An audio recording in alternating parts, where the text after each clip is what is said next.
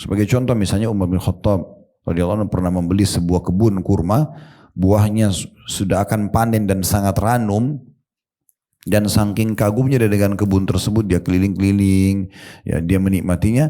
Karena waktu itu belum ada mikrofon, lewat dari beliau sholat asar di awal waktu. Begitu keluar dari kebun baru mau ke masjid sholat, orang sudah bubar dari masjid. Hanya itu saja, ya. Maka Umar bin Khattab menjual kebunnya dan menyedekahkan semua uangnya sebagai tebusannya. Begitu mereka mendidik diri mereka agar selalu menjaga dan peduli terhadap waktu sholat. Abdullah bin Umar mengatakan, saya pernah lewat satu kali sholat berjamaah, maka saya ganti dengan sholat malam semalam suntuk. Dia tidak tidur satu malam untuk sholat malam, minta keridhaan Allah subhanahu wa ta'ala karena sempat luput dari dia satu kali sholat berjamaah. Awal waktu, kita bukan bicara beliau meninggalkan sholat, ya.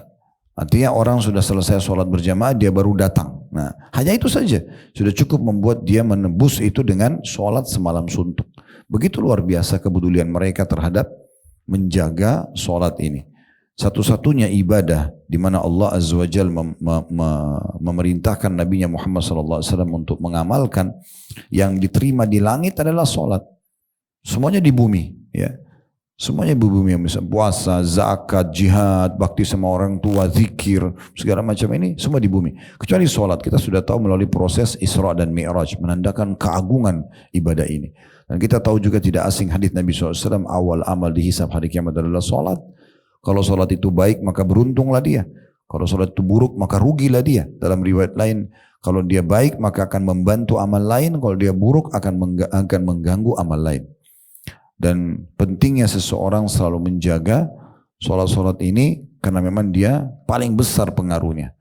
Mau memperbaiki urusan dunia kita, mau memperbaiki karakter kita, hubungan kita dengan manusia, hubungan dengan pasangan, hubungan dengan anak, dengan orang tua, relasi kerja, mau meningkatkan rezeki yang kita butuhkan di muka bumi, sampai urusan akhirat, semua dimulai dari sholat. Coba, ya, saya tadi bilang perhatikan 3 hal, tepat waktu yang pertama, kemudian yang kedua, tepat gerakan. Harus sesuai dengan yang diajarkan Nabi SAW dan sangat tenang. Karena ketenangan dalam sholat atau tumaknina kewajiban. Kapan orang buru-buru sholatnya, Allah Akbar, Allah Akbar, Allah Akbar, itu bisa ditolak sholatnya. Sampai Imam Bukhari mengkhususkan bab namanya bab musi'us sholat. Bab tentang orang yang buruk sholatnya. Ya.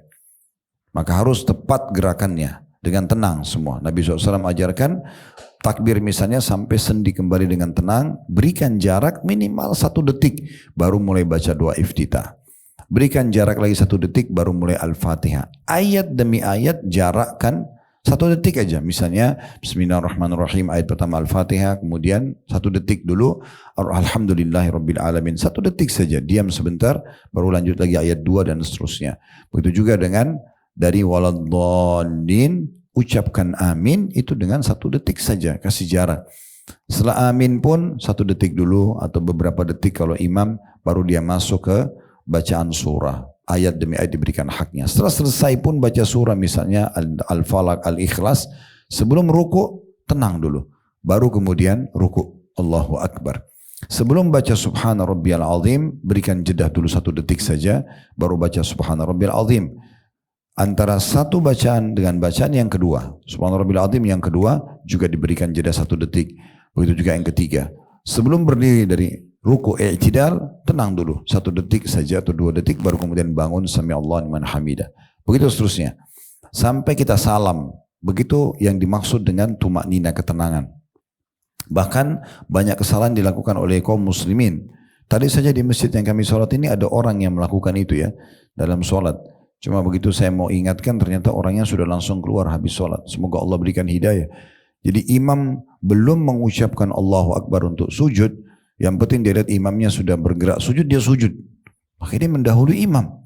Ini enggak boleh mendahului imam. Dan dinukil para sahabat mengatakan, kami tidak ada yang meletakkan kepada kami di tempat sujud sampai kami pastikan Nabi SAW sudah sujud. Ya, sudah sujud. Nabi Allahu Akbar. Sudah sujud, baru sahabat turun sujud. Ini saking pentingnya menjaga tumaknina dalam gerakan sholat, ya, ketenangan. Dan yang ketiga adalah tepat bacaan. Ya, bacaannya harus betul sesuai dengan ajaran Nabi sallallahu alaihi wasallam, maka insya Allah Anda sudah masuk ke dalam bab ya kekhusyuan.